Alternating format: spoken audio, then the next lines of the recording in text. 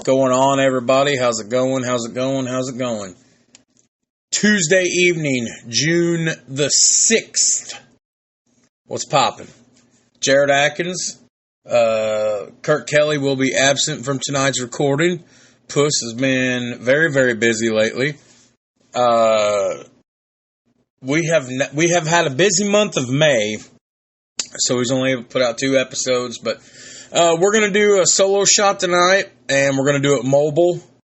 We're going to do it right here on the Podbean app, right here off my phone. I'm not digging out the equipment. We got a lot to get into tonight. Our first Weeknight Chronicles episode in almost a month. Our first episode in almost a month.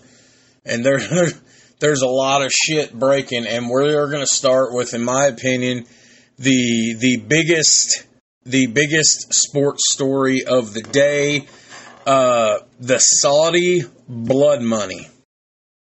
So the Saudi blood money is no more. This was a focal point throughout this entire past year when we first started doing the mini episodes, the Weeknight Chronicle editions. When we started doing those last April, last March, whenever it was, when we first started doing those, this was a story that dominated all throughout the year. And as I said, it would go on to be one of the top 4 or 5 biggest sports stories of the entire last 12 calendar months since we've been covering it. And I'm not wrong. And this Live Golf versus the PGA Tour, the whose theoretical dick is bigger. And it's over. 1, 2, 3. Call the damn bell. It's over. It's done. The PGA Tour, Live Golf, and DP World Tour. And for those of you that I've never once reported anything on DP World Tour, I don't really know much about it. So for the purposes of this, the DP World Tour is going to be like the redheaded stepchild of this situation. Nobody cares. But all 3 of them are unifying. And for all intents and purposes, I want you guys to know the DP World Tour is a part of this, but we are not going to talk really about that. The PGA Tour and Live have agreed to unify. And a lot of players got fucked. Both tours would come out today and comment that this was a landmark agreement on a global basis. Now, what's important before you ask anything about this, in the agreement clause for the unification of these tours, all pending litigations involving all 3 of these entities, all 3 of these bodies, all 3 of these leagues, all pending litigation is hereby ceased, desist, dead on arrival, dead on the table, dead on the judge's bench. There's nothing, no more lawsuits, nothing's going to happen. It's dead. And my initial reaction when I first heard this, and I had a busy day at work today, so I did not see this till just 15 minutes ago, and I'm like, you know what, fuck it. This is the big news. We're going to start off with this. We're doing Weeknight Chronicles. My initial reaction is that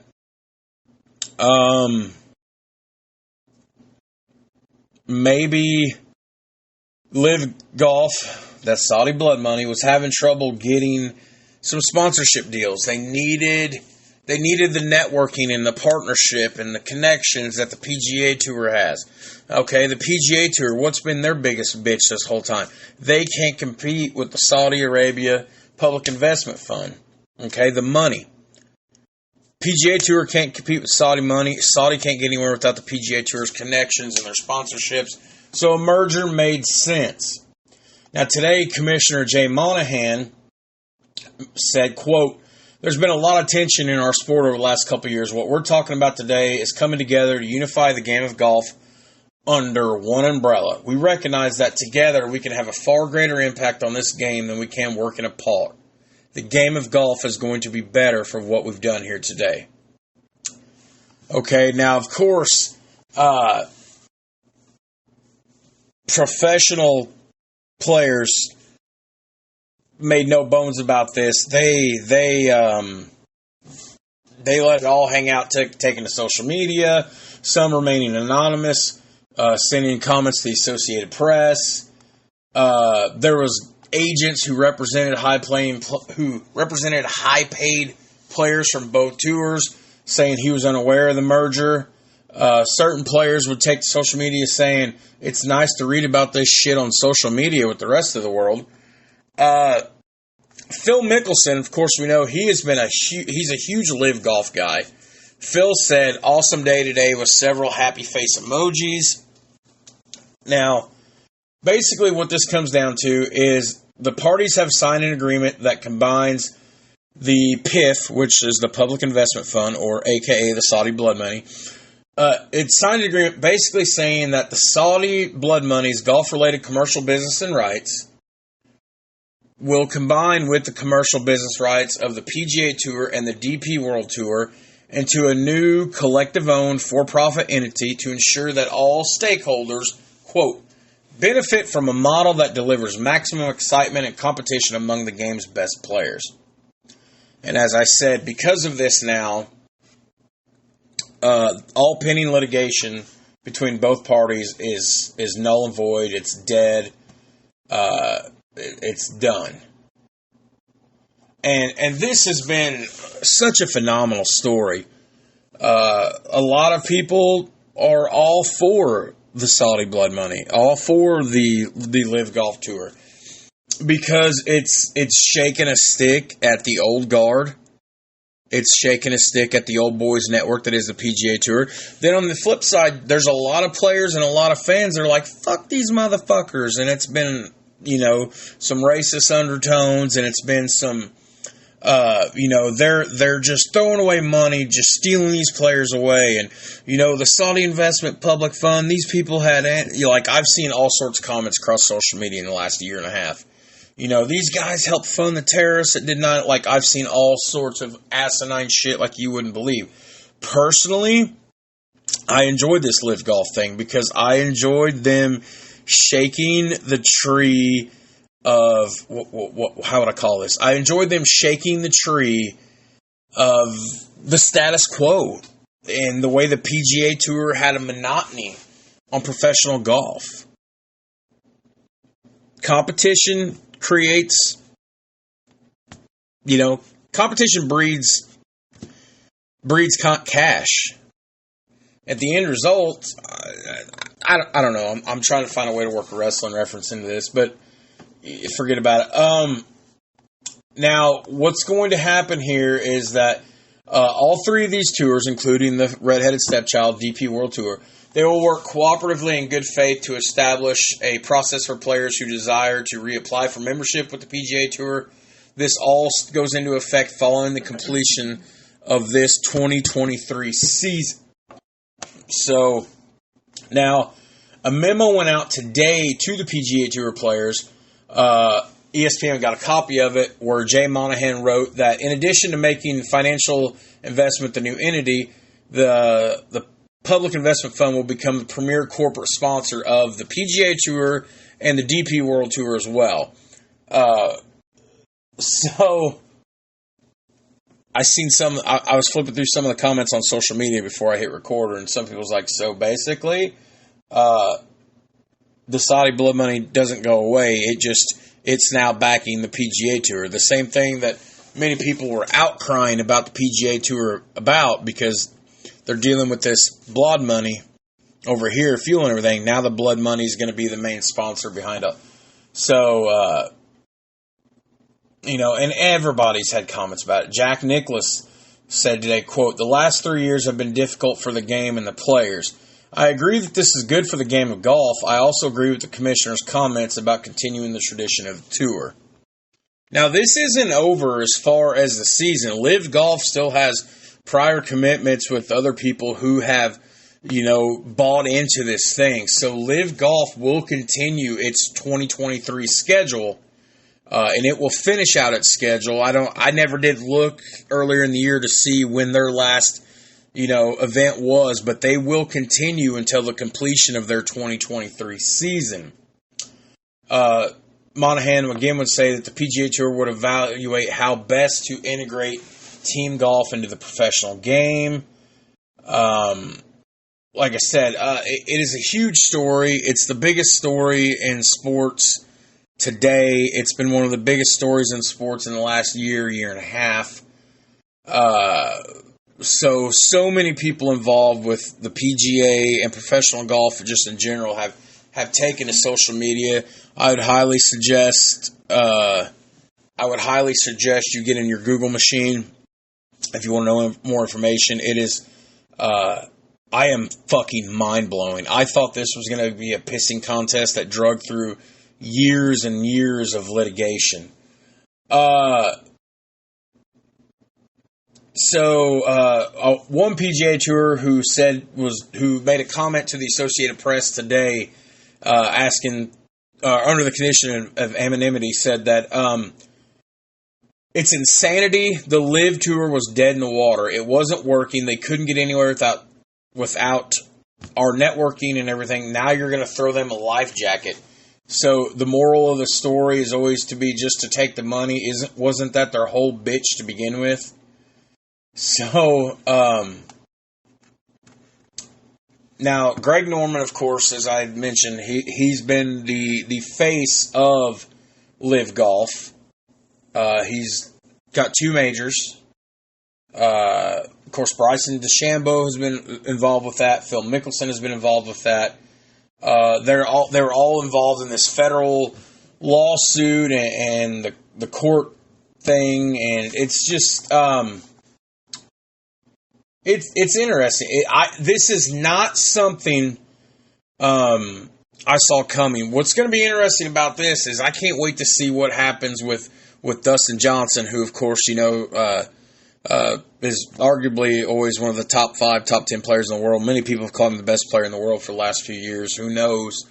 It'd be interesting to see what's going to happen with guys like DJ and Brooks Koepka, both of which who left for Live Golf last year. When are they going to reapply for membership to the tour? It looks like from what I'm reading, or what I was reading, they can rejoin the tour after the 2023 season, should they want to. I don't see any reason why they wouldn't. If this thing is supposed to be on the up and up, and it's all about positivity and unity and being one collective unit that gets the job done and boosts rating and sells merchandise and sells tickets and makes the world happy, then I wouldn't see any reason why the PGA Tour would be a bunch of dirty cocksuckers and not let them back in. So, now Monahan said today that the reinstatement of the PGA Tour members who had defected to Live is a complicated endeavor, and it will be one that is guided by established PGA Tour rules and regulations. Now, even though the Saudi Arabian Public Trust Fund is going to be the main backer here now, nothing is changing as far as the PGA Tour. For those of you that might be wondering, I know I thought about this too. It's going to remain a tax-exempt 501, tax-exempt organization. It will retain oversight of the sanctioning events and the administrative competition rules. This is interesting. Again, the talking about the racism thing I was touching back earlier. If you go back to, I want to say early last spring, late last summer, right when we were really hitting our rhythm with these Weeknight Chronicle episodes, there's a lot of Saudi Blood Money Live Golf things. You can find them either in the episode titles or in the episode description, somewhere in our archives, wherever you get your Steel Toes and Scoreboard podcast from. The 9/11 Families United Fund, the 9/11 United Families Organization. It's a group of like 3,000, 4,000 families of the survivors. They were totally against this thing from the get-go. They were, many of them as well took to social media over the course of today, completely upset, extremely offended, some venting some racist diatribes. Some, with passive aggressiveness. So this is a big story. It's one that is not done while we now will have a unit a unified league once again. Going forward, this story is far from over. Dare I say this might continue to be one of the biggest stories in sports again through the rest of the calendar year of 2023. Who knows? I know that today, though, this has been a phenomenal story. And I'd like to top it off. I'd like to play, and I don't own the rights to any of this audio here. I don't know how well you'll be able to pick it up on the phone. But I'm going to turn the max volume all the way up at the very least, though. I'd like to play a clip from ESPN earlier this afternoon between Michael Wilbon and Tony Kornheiser. Just a small 2-minute clip here where they were talking about this situation. And again, all proper rights go to ESPN here. I do not own any of this content. This is strictly for education purposes and entertainment purposes. And let's see how well we can pick it up here. I'd like to play this here now. So, you have different opinions on this, and I don't have any answers, but I sure have a lot of questions. The PGA Tour said 54 holes was no good. Guarantee is no good. No cut, no good. You got to earn it in the dirt. Now it's not any good. It's not any good. They're not going to put 54 holes in the PGA. The PGA is going to do what the PGA does. They're not doing anything but taking more money. And your response to everything is follow the money. Okay, I got Don Ohlmeyer. No, it's Don Ohlmeyer. The answer to all your questions is money. But so if they take everybody back, Mike, here, let me sketch this out. Okay. If Dustin Johnson and Cam Smith and Brooks Koepka, if they take them all back with the money they've made, is there any penalty? Are they just welcomed back? What? Because if they're welcomed back, let me get to the last thing. If they're welcomed back and you're Rory McIlroy and you say, wait a second, I didn't go for $100 million. I carried water for you for 2 years. Yeah, do you go to Jay Moynihan and say the following sentence? When are you going to pay me? What do I get for my loyalty to you? You didn't take the gamble. Fair? You didn't take the risk. Live with it. Well, Joe Namath, did he have to give any of his money back when he got the $400,000, which was a king's ransom in 1964? The PGA said, we're not letting you back in. And now they're just going to let them back in? The PGA said, no, you guys, you're out. Is that what's going to happen? When I talked about some of these storylines being overwrought at the time, you laughed at me then. And I told you, of course it's about money and people are going to get paid. And Moynihan, his golden parachute's going to be huge. So let Rory knock on his door. Let Rory and Tiger knock on his door and say, where's our money? In the meantime, if I was one of these guys, one of the live defectors, I would tee it up and I would laugh in the face of every PGA guy who didn't go. Well, so that was awesome. I've never been a big Tony guy, but he's got a point. Do you ask for the money back? Do you penalize him? And Michael Wilbon, I love Michael Wilbon. I've always preferred him over the antics of Stephen A. Smith. I was just talking to one of my best friends, my former boss. Shout out Adam Sweet. We're big golf guys. Adam made some good points about this. You know, some of these guys that turned down the money because of the legacy of the PGA Tour, and just like I mentioned earlier, but now the tour is taking the money from it to begin. This just God. Okay, here's 1, 2, 3. Live is dead, but not really dead. Okay, we now have a United Tour, and because of the legacy, it's going to keep the PGA Tour name. It's not going to be the PGA and Live Golf Tour. It's just going to continue to be the PGA Tour. I'll be surprised if the name changes, but I also said the Washington Redskins would never change their name, and now they're the fucking Commanders. God, that's still about... You had 3 years to come up with a name, and it's the Commanders. That's what you pick. They might be losing that name, too, by the way. More on that later, maybe. But still, I don't know. This is phenomenal. This has been a great story. Hang on a second. We have another clip here. Oh, this is off Greeny. Okay, well, we're going to play this. Again, shout out ESPN. Thank you graciously. The content belongs to you and all your proper parties. We are just borrowing this for the educational purposes of our podcast. So let's play this back real fast. PGA Tour, DP World Tour, and Live Golf announced a new formed commercial entity to unify golf. In other words, all the litigation is over, and they are joining together to form one new massive commercial entity, and that is going to include the Saudi Arabia Public Investment Fund. So all of the Saudi money is now going to invest millions into whatever the new entity is. So basically, the PGA and Live Golf have merged. Yeah, this was inevitable, though, when you saw the disruption in the industry based on the revenue-sharing model with the players.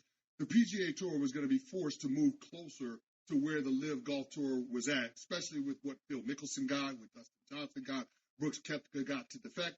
The other golfers on the PGA Tour were seeing it.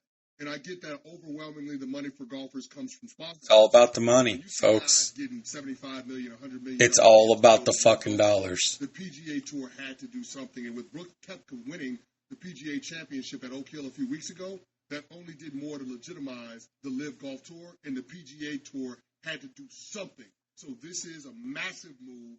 Of course, there's going to be fallout. It's polarizing. There are going to be people that are opposed to it because of the Saudi-backed money. But inevitably, I think this is the best thing for golf. PGA Tour, DP World Tour. I don't know. This is awesome. I would be lying to you guys if I said that I did not want to continue to see how this plays out, because I do. The feud might be over.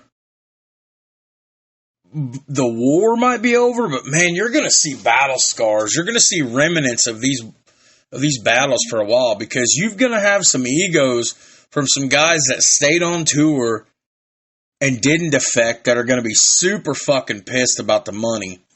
You're going to have guys coming back after defecting who've already got their pockets filled. And what if they turn around? What if Dustin turns around and wins 3 of the next 6 majors? What if Brooks comes in and wins, the next 3 majors? Like what? Oh, man. This is, I can't wait to see how this is going to play out. 9/11 was a big thing for me. I was in 8th grade. I watched 9/11 happen live with the rest of the world, just like 8th grade did. I seen the second plane hit live, just like the rest of the world did. I was an 8th grader. Okay? That 9/11 Family United community, I'm very sorry they're upset and whatever, but this has been a phenomenal sports story, to say the least. Now the pissing contest is over, but now you're going to have some dissension in the ranks when all these guys get combined and affiliated and merged together again. And at the end of the day, the whole thing was, the thing I keep coming back to was the PGA Tour didn't want people to take the money. And now they're taking the money. So, again, we've only scratched the surface of all the information and all the writings and the tweets and everything posted on Instagram and Facebook about this, all across the world, social media, trending about this today.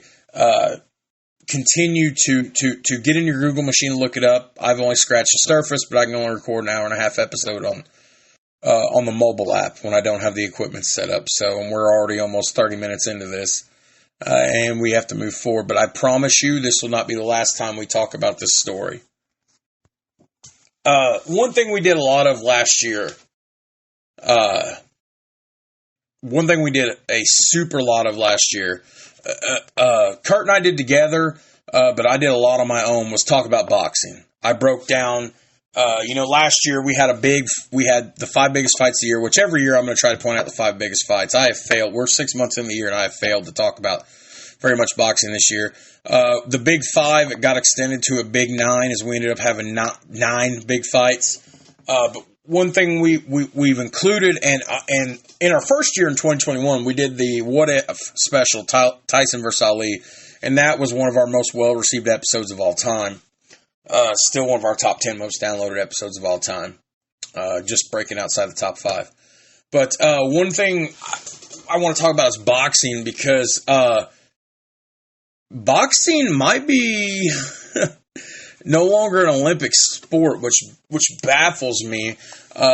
This story first broke yesterday, or a couple days ago, and then more was added to it this afternoon, just about 4 hours ago.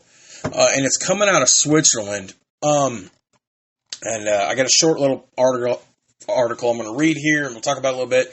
But basically, the IOC, which is, as we all know, the International Olympic Committee, it said today its executive board will meet for a special session 2 weeks before a scheduled 3-day meeting that has been solely put together to discuss boxing's being kind of not part of the Olympics. So basically, the IOC stripped the governing body of boxing, which is the IBA, of a recognition in 2019 over some governance issues, some major financial issues, which is a whole nother hop in your Google machine type thing to look at what's going on there. And most of all, sports integrity. Now, it's going to discuss at this meeting whether the Olympic Committee should reinstate the governing body to the Olympics or banish it completely. Now, the 2024 Olympics, boxing is set to be overseen next year in Paris by the IOC for the second straight games. The IBA itself, which is, as you know, there's so many governing bodies in boxing, and you know, there's the IBA, the IBF, the WBO, all this shit. The IBA had no involvement in the 2021 Olympics at Tokyo, which was held in 2021 because of COVID in 2020. Now, the 2028 Olympics coming up in 5 years, that's going to be in Los Angeles, as we all know. That's not been confirmed yet, whether it's going to be there. It's still up in the arms. Now, the IOC said today the IBA strongly believes that it meets all the necessary criteria to be an Olympic movement.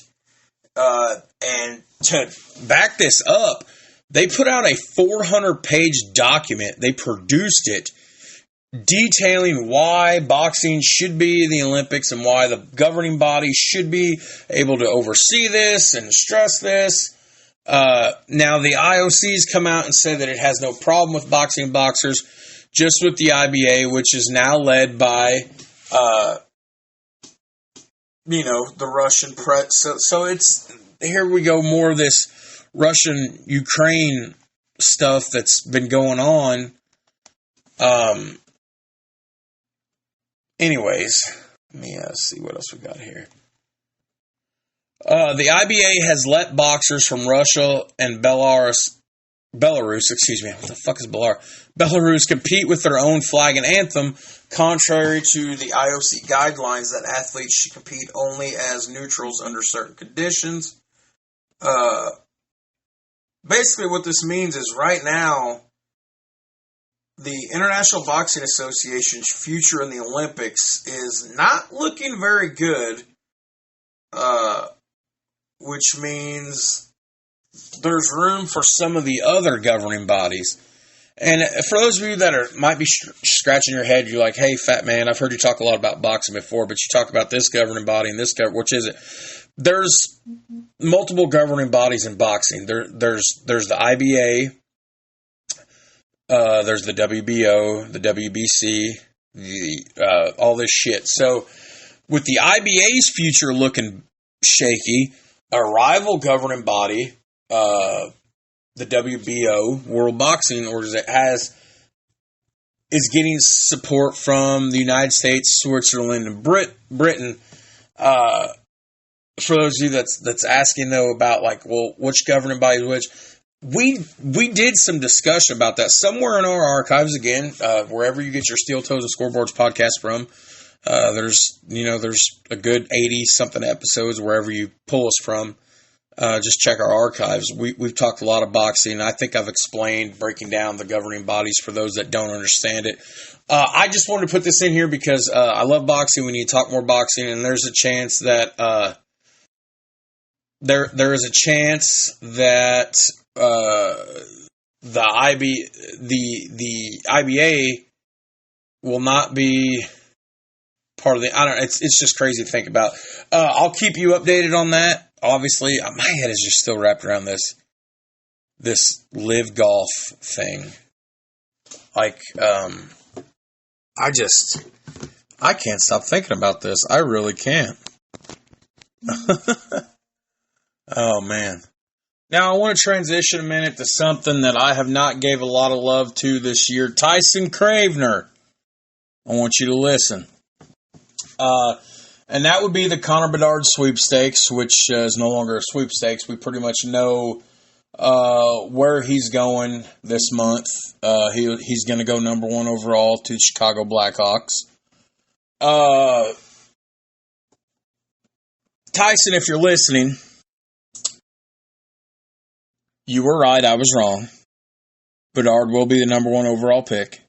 I said he would be a top 3 pick. I didn't necessarily know if number 1. I guess I wasn't watching the same amount of hockey that you were. Me and you talk a lot of hockey, but apparently you eat, sleep, breathe, shit, piss, drink hockey. The NHL draft's going on later this month. Shout out Smashville. It's going in Nashville. The 17-year-old fucking prodigy, they invited him to Game 2 of the Stanley Cup Finals Monday night. And he was just taken aback. He met with the Florida Panthers. He met with the Golden Knights. He got a tour. He got to watch Vegas practice on their home ice.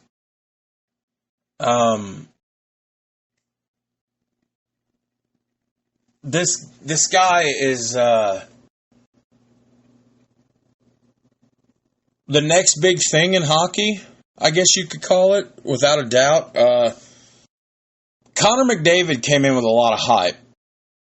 And for those of you that have listened to me and Tyson's 2 hockey episodes, which, by the way, Tyson and I were originally supposed to do a Stanley Cup Finals preview or a postseason, I should say, the entire postseason. We failed. So what I'm going to do, Tyson, I know you're listening, I'm going to propose we do an end of the season review. After the Stanley Cup Finals is over, we'll do an end of the season review and then come back in October, just like we did last year. We'll do another season preview. But I haven't seen, there's not been this much excitement, I think, since Connor McDavid came in. Now, obviously, Connor Bedard is not Connor McDavid. Some would argue Connor Bedard is a better player than Connor McDavid. Tyson, I can hear you laughing. Shut your face. Isn't it nice? I love shouting out my friends on my podcast. I love doing that. But I just want to put this in here. Like, this kid's going to be the number 1 overall pick later this month. And the league's inviting him to the Stanley Cup Finals. And he's getting to watch the home team practice on the ice before the game. Like, and he's only 17 years old. He's not even a legal adult yet. It's craziness. It's absolute. It's madness. But, yeah, so there's that. What else we got? There's a few things I wanted to pick for tonight. I wasn't even planning on recording tonight. Wasn't even planning on doing a Weeknight Chronicles tonight. I just seen some stuff with this live golf, and it got me excited. I'm like, okay, so I guess we're doing this. So now we're just grabbing random things that I think I want to talk about. I'm going to shift to some hoops, college hoops. I want to talk about Shaka Smart. I loved Shaka Smart. He came from Texas, and before Texas, correct me if I'm wrong, wasn't he not coaching at VCU? Anyways, Marquette, the Golden Eagles. Milwaukee. Is it Milwaukee? Milwaukee or Minneapolis? I don't know. Anyways, Shaka Smart got himself paid. He got a nice little contract extension already. And he's only in, his second or third season at the helm of the Golden Eagles. This is coming off the heels of their first outright regular season championship and tournament title in the Big East. Now, the terms of this contract extension have not been made public. I have websites that I run down and shit on the dark web, and I look at it. And if you guys mentioned, I've always talked about the NFL contracts. You can find any NFL contract information on overthecap.com. I love that site. Free plug. But there's ways of getting contract information. Somebody's always a leak. Somebody's always a snitch. But he's got a contract extension. He signed a 6-year deal when he became the head coach 2 seasons ago. But now his contract extension is going to run him the next 7 years. What Shaka Smart has done since coming to Marquette has been incredible. They've established a winning culture. He gets the most out of these young players right out of high school. I have been a huge fan of Shaka Smart. I watched him coach at Texas. Watched him coach at VCU. You know what? I want to fact check that now, because I don't want to.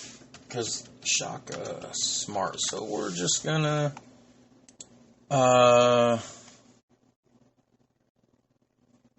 Yes, he was VCU. From 2009 to 2015 at VCU, from 2015 to 2021 at Texas, and now from 2021 president at Marquette. Before that, he was he was an assistant coach at Florida from 2008 to 2009. So would he have been coaching for who would he have been coaching under at Florida? Would that have been Billy, what's his face?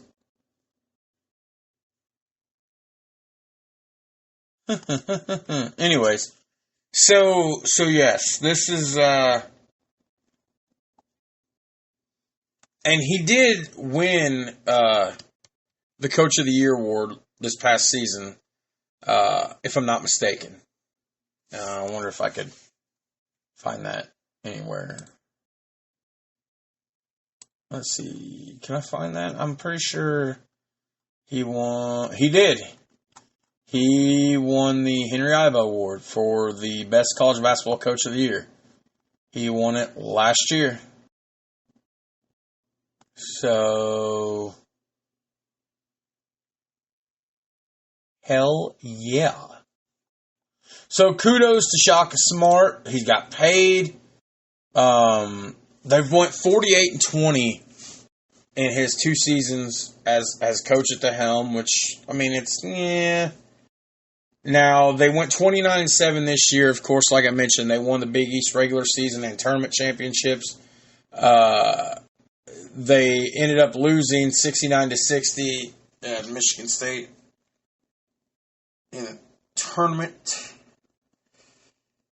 So, yeah.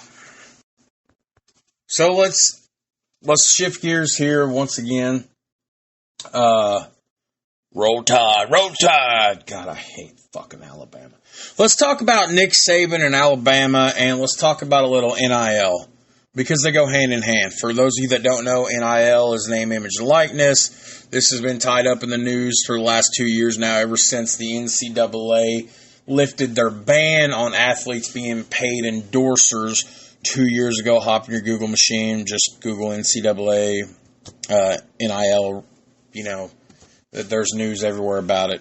But anyways, Nick Saban in particular, today, this morning actually, was photographed, it's on the web. He was taking pictures and giving out toy stuffed rubber ducks to cancer children, posing with pictures, stuff that's typically not character-like for him. He's not a person that generally does something like that.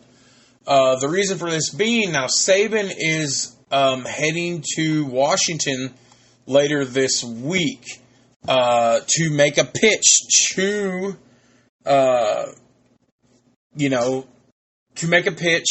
to help get some sort of federal regulation going, which would show how college athletes can make money off of their fame.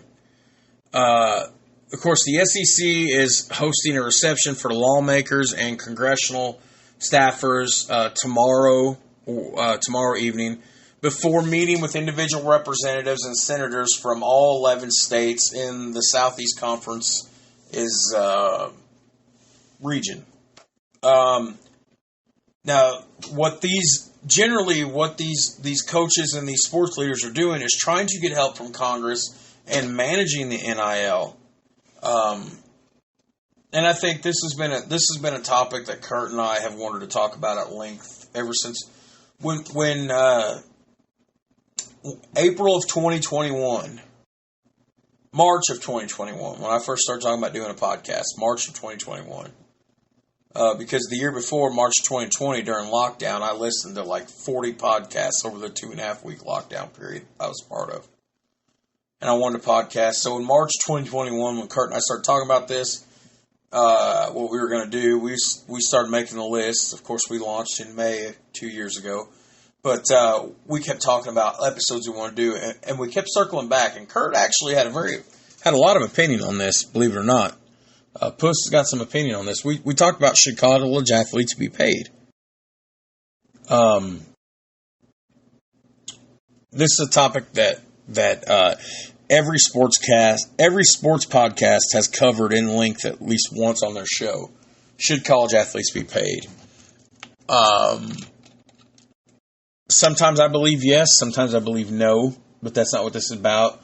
This is about what is going on here, and what a guy like Saban, who's got probably 7, 8 national titles. It's maybe a voice of what he can do to help this. So anyways, Saban did an AP press interview this afternoon, and he said, quote, I have a quote right here from it. I think that whole idea is we want to provide information based on our experience so that maybe people that are involved in the House or Senate have some sort of idea of what the issues really are and how it can impact and affect college football in the future. Now, he did this interview at the Children's Hospital at this event he was at, which was organized by Aflac Insurance. Now, Saban would continue on and said that his contention that the system doesn't work the same for everybody, with such a wide disparity of NIL benefits available at different schools. He said, I don't know exactly what the answer is, quote, but I think if we can get more people aware of what the issues are for them to have input on how we can sort of create a model that would help create some sort of competitive balance, but still give people opportunities to use their NIL to earn, I think would be a very good thing. And, of course, Saban's not coming to D.C. alone. Of course, Greg Sankey, and if you're thinking, like, I've heard you mention that name a million times, who is Greg Sankey? For those that don't know, this is the SEC commissioner. And unfortunately, as much as I hate to say it, college football is dominated by the SEC. Just like I believe in my heart, college basketball is dominated by the Big Ten. I don't give a damn what anybody says. That's my opinion. But then college football, it's dominated by the SEC. The NCAA loves the SEC conference, and then it's everybody else. Sankey's going to be there, too.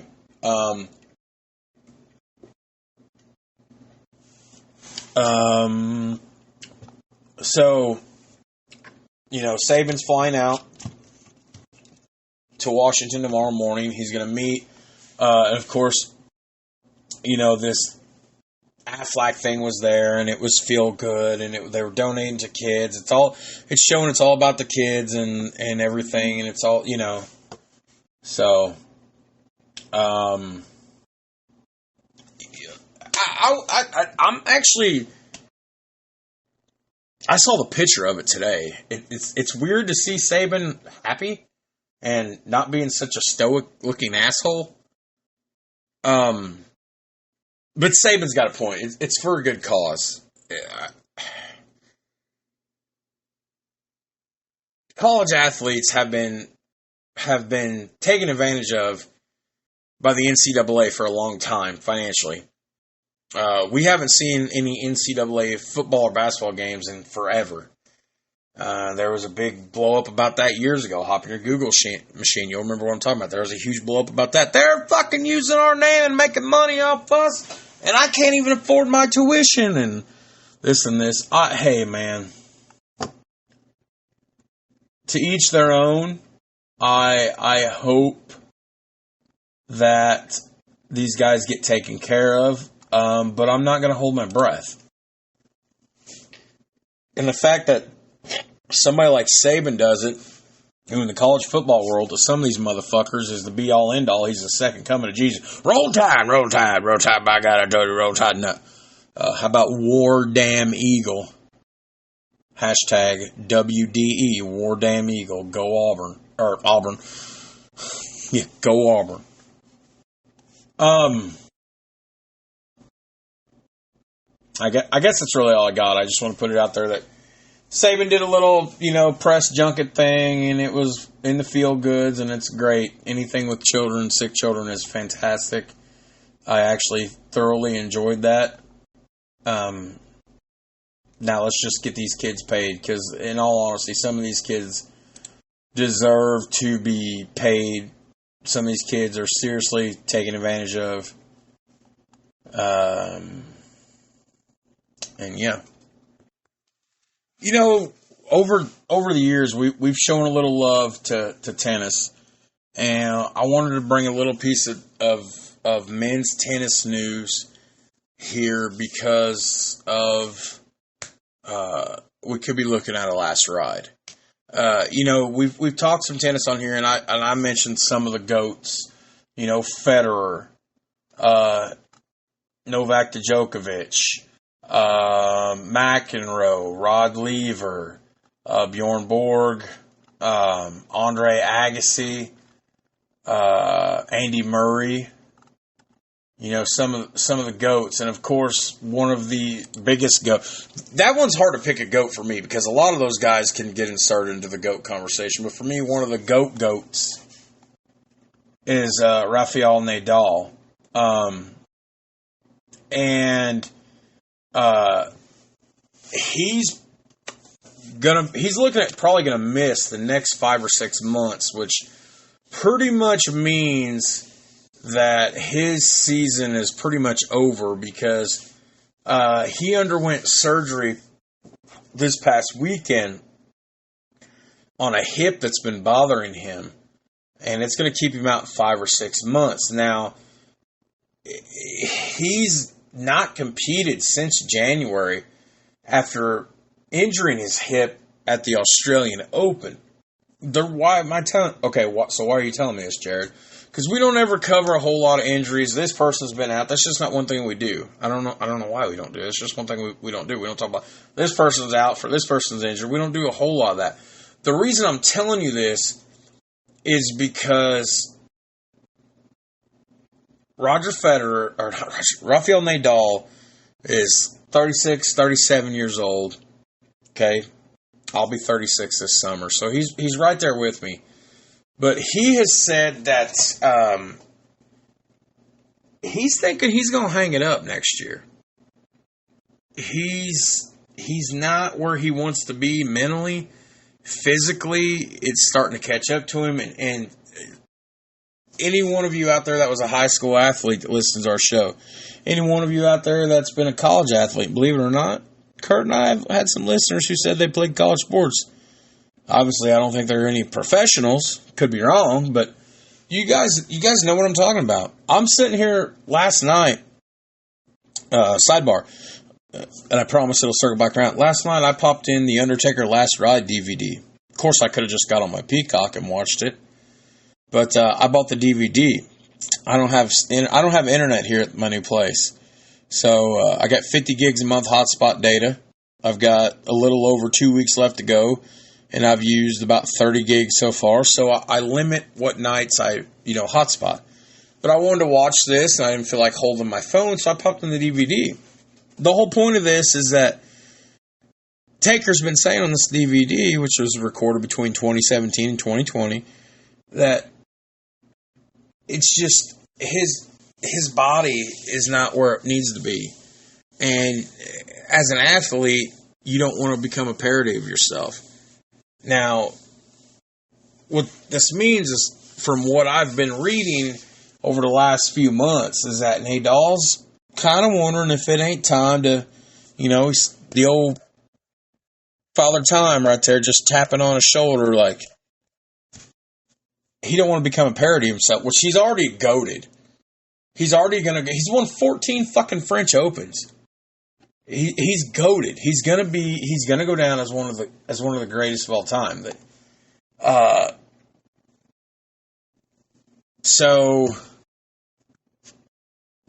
I'm saying this because it looks like we're fixing to embark on a final farewell tour for him.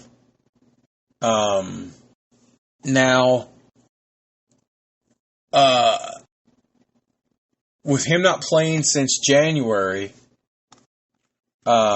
he's fell out of the top 10 in world rankings for the first time in 18 years.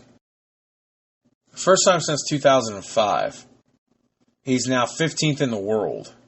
So, to me, 15th in the world is still pretty damn good, but I guess to some people it's not so much. So, do I have a clip of Rafael Nadal? Do we have a clip? We might have a clip here. I don't know what this is, but let's see what this is. Reposition you here. Oh, we have an ad. I thought we had a clip. So, but yeah, and if it is, we'll do a workup on that. But what a career for the GOAT. One of the GOATs, I should say. All right, yeah, we have a clip here. I don't know what this is, but we're gonna play a little clip here. Shout out to ESPN, and shout out to whoever owns this content, because this isn't a direct ESPN piece. All copyrights go to the proper parties. This is just for educational purposes here. Garros, as you know, I was even working as much as possible every single day for the last 4 months. Have been very difficult months because we were not able to find the solution to the problem that I had in Australia. So today, I'm still in a position that I am not able to feel myself ready to compete at the standards that I need to be to play a Roland Garros. No, I am not the guy that's going to be in Roland Garros and just try to be there and put myself in a position that I don't like to be in. My goal and my ambition is to try to stop, to give myself an opportunity to enjoy next year. That's probably going to be my last year in a professional tour. No, that's my idea. Even that I can't say 100% that's going to be like this, because you never know what can happen. No? But my idea and my motivation is to try to enjoy and try to say goodbye of all the tournaments that I have been important for me in my tennis career during next year, and just try to enjoy that being competitive and enjoying being comfort, something that today is not possible. No? So I really believe that if I keep going now, I will not be able to make that happen. I don't know if I stop, if I will be able to make that happen, but I think the chances are high. And so again, that's the whole point, what he just said. At the standard that I know, this whole thing, like how I am with pro wrestling, The Undertaker is the greatest character in the history of this business. I didn't say he's the greatest worker. And actually, in later years, Taker had a run of matches where you could put him up there in that conversation as one of the greatest workers of all time. But he was definitely the greatest character. And that was the whole point of this last run. He could do this forever. He could go out and work once a year. But he has a set standard in his mind of where he needs to be and what he needs to do to be happy. And he said, if I can't make myself happy, how am I going to give the fans something to be happy about? Which, that's his opinion. The fans will happy to see him come out and choke slam somebody and hear the gong go off. He's not going to be happy doing it, but, we all would. But, so back to Rafael Nadal. I mean, you heard himself. If he can't play at the standard that he wants to play at, then, and I think that's something else, too. Like, how fucking brave of him. How brave of him to be like, hey, look, here it is. If I can't go at the level I need to go at, so I want to save myself to be able to play healthy, to play a final, to do a retirement tour. So, kudos to him. When he's done, that's something I've always wanted to do, and I can't get Kurt on board because Kurt will talk a little. We don't do soccer, but Kurt will talk a little tennis. I'd like to do an episode about, the career of him, but we'll see what happens. And all right, guys, I think we're gonna wrap it up there tonight. This was just a brief episode. This was mainly just to talk a little bit briefly just about the whole Live Golf situation, the Saudi blood money and everything, and then I thought I'd throw a few more pieces in there. This was just a mini Weeknight Chronicles mini episode. So, I have the kids this coming weekend, the weekend of the 10th. So, it'll be 2 weekends, God willing. Kurt and I will be back in the saddle again. I'm back in the saddle again. I'm back. Sorry.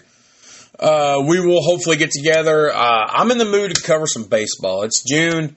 I know we've been doing all these other episodes when we have been, but I'm in the mood for another World Series recap. Our World Series recaps are our best episodes. We get the most feedback from those. Although we do have a laundry list of episodes to cover, I've had some very exciting, interesting things on tap as I sit here and I look under the Podfather folder. There is that other Masonic podcast and Steel Toes and Scoreboards. Full-length episodes, upcoming episode list. We should do Killdozer. Ooh, maybe we could do Alcatraz. But at any rate, we will figure out what it is we need to be doing. So for the absent homie, Kurt Kelly, who didn't even know I was recording tonight, I should have been like, hey, I should have asked him if he wanted to do something, but he's been super busy lately. So for Kurt Kelly, I'm Jared Atkins. This has been another episode of Steel Toes and Scoreboards, the Weeknight Chronicles. As always, guys, we tremendously appreciate your support, your love, your feedback. There is no show without you guys. For whatever reason, you guys still tune in, you still download, you still listen. And thank you. I never thought that in 2 years' time, a little over 2 years now, we're at about 25 months now. I never would have thought that we'd see the numbers that we hit. I mean, it ain't a lot. But for a small-time podcast, that's a lot. We are at 2,500 all-time downloads, which is impressive. So, yeah. Sorry, it's amazing to me that we've been doing this show for 2 years now. Over 2 years. But anyways, I'm rambling. That's enough. So we will see you guys next time. Thanks for your support, guys.